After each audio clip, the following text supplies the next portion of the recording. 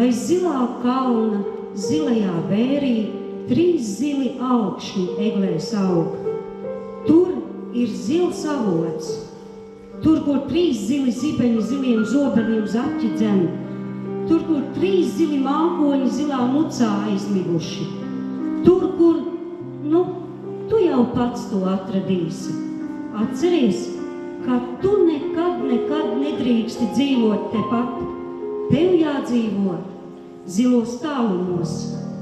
Cilvēki cer un skatās uz tālumiem. Tur, kur jūra ir tāla un zila, tur, kur debesis ir tālas un zilas, tur, kur tāli un zili ir meži, tur tev jādzīvo. Tuvumā tu nedrīksti nākt.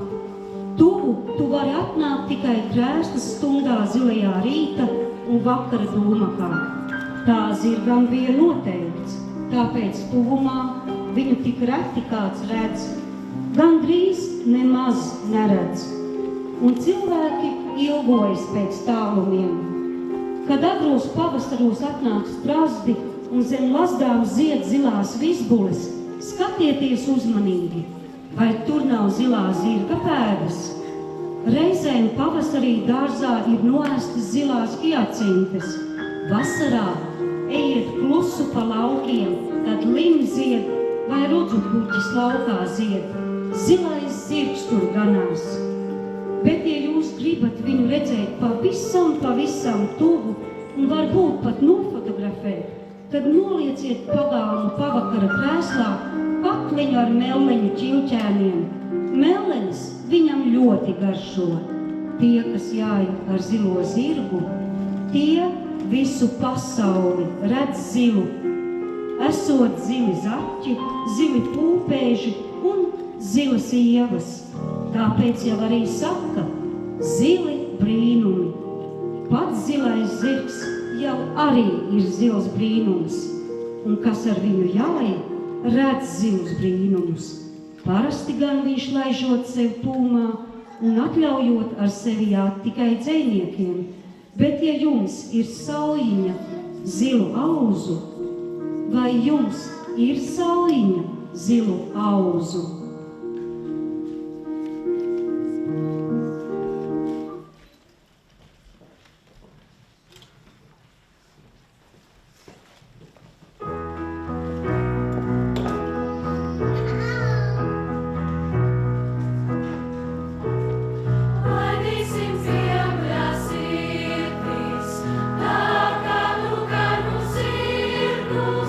Pašus skaistākos vārdus